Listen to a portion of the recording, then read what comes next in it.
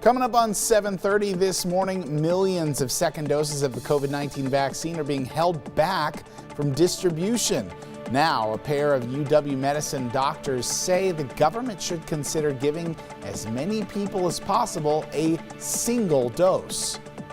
And this is really focused on the short-term horizon of preventing as many deaths from COVID-19 and cases as we can.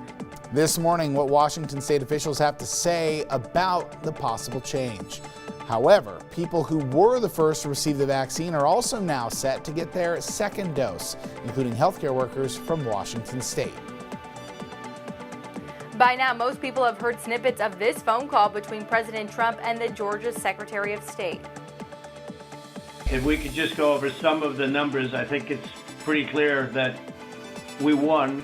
We won very substantially, Georgia. This morning, our Verified team listens to it all. They fact-check the most pressing moments. And we're still 8 minutes away from sunrise, but it's bright out. We're going to let you know your chances of seeing sun today. Up with KREM begins now. 7:31 on our Tuesday morning. Thank you so much for joining us and hanging out with us on Up with KREM. Now, a vaccine trial is coming to the Spokane area, and this morning we do want to hear from you. Would you participate in a trial? Let us know by voting in our Twitter poll. Right now, we're taking a look at that poll, almost split down the middle. 47.6% are saying sign me up. 52.4% are saying no thanks. So definitely almost people are right down the middle, but of course you have the opportunity to send us your texts and opinions. 509-448-2000. That goes directly into our newsroom, and we'll get them here on Up with KREM. And if you'd like any more information on the trial coming to the Spokane area, you could also text the word trial to the same number on your screen. Yeah, there's so much that goes into this. Last time I know we discussed, would you guys do it? But now it's, now that you gotta sit for 24 hours and they're gonna kind of pre-screen you, would you give up a full 24-hour day to be watched after you got that vaccine, not even knowing if you got it? I think, again, it's just one of those circumstances where someone is going to do it for the trial to help. Yeah. It would be, if I were to do it, honestly, it would be more or less I wanted to see curiously what it was like, what the process is like, because, we hear about these trials and none of us who have, those of us who never did it, we have no idea what the process is actually like. I would just like to be informed. That's my personal opinion. Yeah, and in scientific trials like this, we need people. Yeah. We do. But let's go ahead and talk about weather and get you out the door and let you know what to expect for the day today. Sunrise 5 minutes from now, but here we go. It's nice and cloudy outside to start the day. But we are starting to see things dry out across the region. We're going to see a little bit of sunshine kind of creep its way on in, so get ready for that. Temperatures are already above freezing for most of us, and that's where we're going to stay throughout the day. Temps above freezing, so snow will continue to melt. The few little piles that are left in some areas around town, that is. And then as we scoot through the day, well, sun and clouds, then more moisture. Now, I think this is a little overzealous when it comes to snow, but hey, I'm a dreamer. I would love some snow. Maybe we get a light dusting overnight tonight, but by the time we get into the day tomorrow, it's all rain. And as we've seen in recent days, rain is the most efficient way to melt snow. So it all quickly melts and, well, then it's gone. Temps go from the low to mid 30s this morning to the low 40s later on this afternoon. So it's another warm one, but today I offer you sunshine. So get outside and enjoy it. Will do, Jeremy. Going to take that advice for sure today. Hey, happening today, Washington Governor Jay Inslee will hold a press conference where he will address the coronavirus pandemic. It's going to be held virtually, and it'll start at 2:30 this afternoon. You can keep an eye on KREM 2 all day long. We will keep you updated on any big announcements that could affect Washingtonians day to day. Meanwhile, all over the country, the first people to receive their vaccine shots are now getting their second doses. That includes medical workers in Washington state who this week are getting their second dose of the Pfizer vaccine. Plus, in New York, one of the first people in the country to receive the vaccine also received her second dose. UW Medicine sent us this photo of an ICU nurse getting her final shot just yesterday. The two doses have to be separated by 3 weeks. So I feel like I've completed kind of the marathon. I've closed the loop. I know that we're not out of the woods yet. We don't have that herd immunity yet, but the burden feels definitely much lighter today.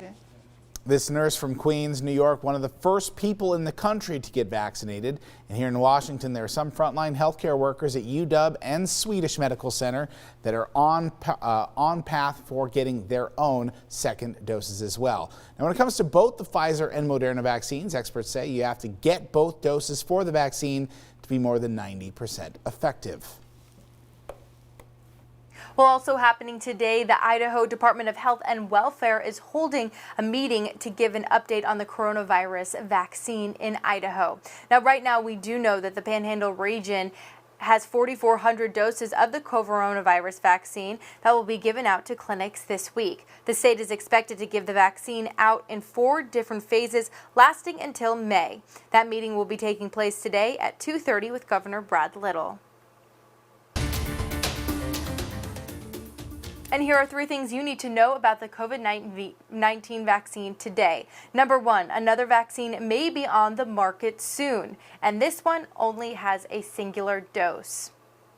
Johnson & Johnson's single-dose vaccine is next to seek emergency use authorization. Experts say Johnson & Johnson's vaccine could be a game changer because it only has that one dose. Preliminary results showing the vaccine's safety and efficacy are expected to be released by the end of January.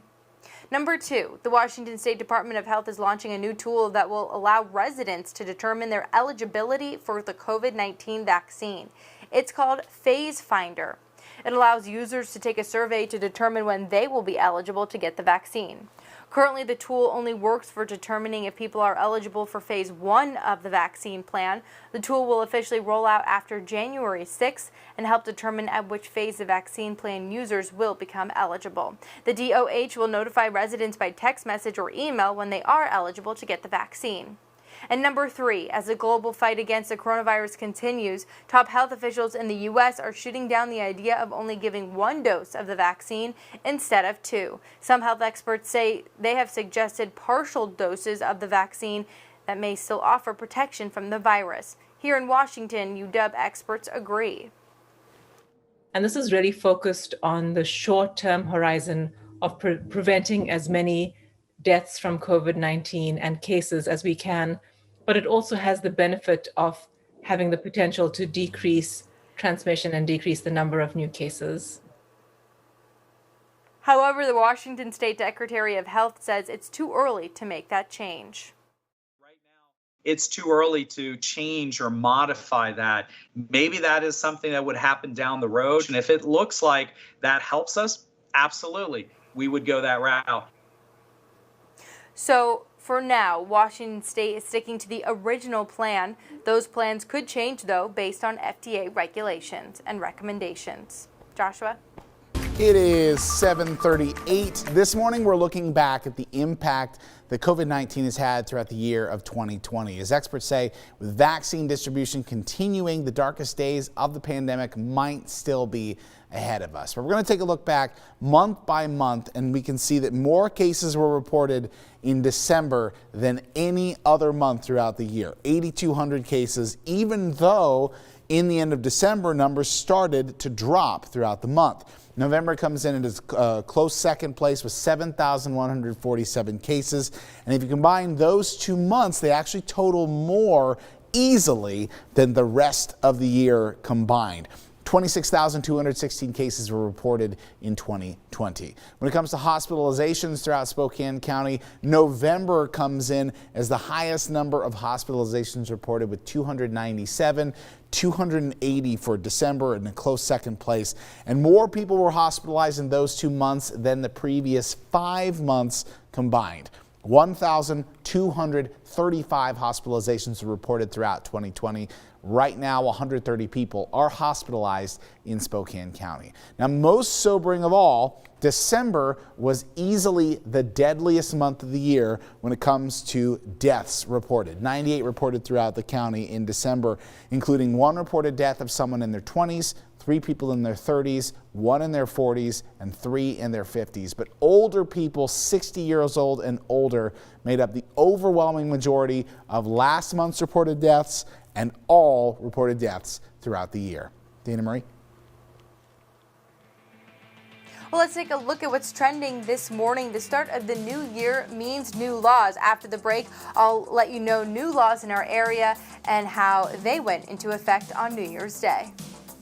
It's 7:40 on this Tuesday morning. Coming up after the break, we're going to break down the coming days of weather, and we're going to talk some weather unusuals. One of those is the rain so far this month.